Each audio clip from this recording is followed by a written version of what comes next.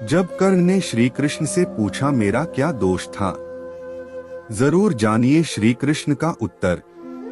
कर्ण ने कृष्ण से पूछा, मेरा जन्म होते ही मेरी माँ ने मुझे त्याग दिया, क्या अवैध संतान होना मेरा दोष था? द्रोणाचार्य ने मुझे सिखाया नहीं क्योंकि मैं क्षत्रिय पुत्र नहीं था।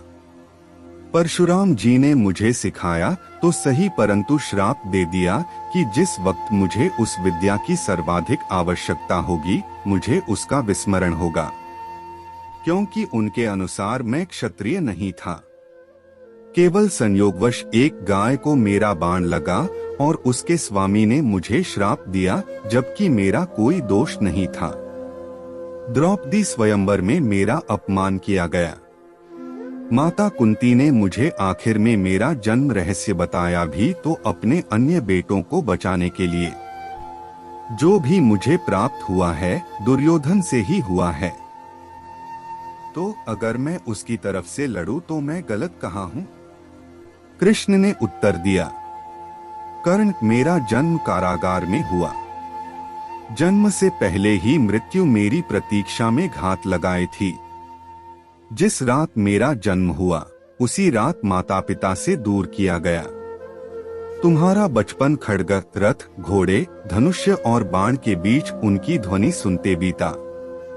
मुझे ग्वाले की गौशाला मिली, गोबर मिला और खड़ा होकर चल भी पाया उसके पहले ही कई प्राणघातक हमले झेलने पड़े। कोई सेना नहीं, कोई शिक्षा नहीं, लोगों से ताने ही मिले कि उनकी समस्याओं का कारण मैं हूँ। तुम्हारे गुरु जब तुम्हारे शौर्य की तारीफ कर रहे थे, मुझे उस उम्र में कोई शिक्षा भी नहीं मिली थी। जब मैं 16 वर्षों का हुआ तब कहीं जाकर ऋषि सांदीपन के गुरुकुल पहुंचा। तुम अपनी पसंद की कन्या से विवाह कर सके। जिस कन्या से मैंने प्रेम किया वो मुझे नहीं मिली और उनसे विवाह करने पड़े जिन्हें मेरी चाहत थी या जिनको मैंने राक्षसों से बचाया था। मेरे पूरे समाज को यमुना के किनारे से हटाकर एक दूर समुद्र के किनारे बसाना पड़ा, उन्हें जरासंध से बचाने के लिए।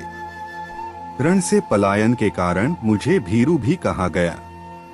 अगर दुर्योधन युद्ध जीतता है तो तुम्हें बहुत श्रेय मिलेगा। धर्मराज अगर जीतता है तो मुझे क्या मिलेगा? मुझे केवल युद्ध और युद्ध से निर्माण हुई समस्याओं के लिए दोष दिया जाएगा। एक बात का स्मरण रहे कर्ण, हर किसी को जिंदगी चुनौतियां देती है, जिंदगी किसी के भी साथ न्याय नहीं करती।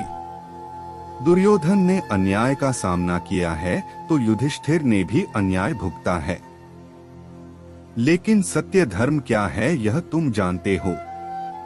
कोई बात नहीं अगर कितना ही अपमान हो, जो हमारा अधिकार है वो हमें ना मिल पाए। महत्व इस बात का है कि तुम उस समय उस संकट का सामना कैसे करते हो।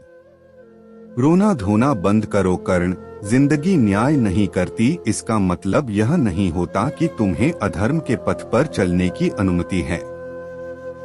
कोई फर्क नहीं पड़ता कि हमें कितनी अनुचितता मिली, हमें कितनी बार अपमानित किया गया, कितनी बार हमें नकार दिया गया, कितनी बार हमारे अधिकारों से हमें वंचित किया गया। महत्वपूर्ण बात यह है कि उस समय आप कैसे प्रतिक्रिया करते हो। जीवन की सच्चाई आपको गलत रास्ते पर चलने का अधिकार नहीं देती है।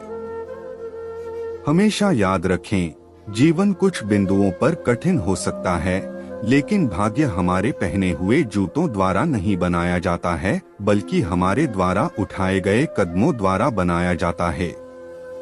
कोई फर्क नहीं पड़ता कि हमें कितनी अनुचितता मिली, हमें कितनी बार अपमानित किया गया, कितनी बार हमें नकार दिया गया, कितनी बार हमारे अधिकारों से हमें वंचित किया गया।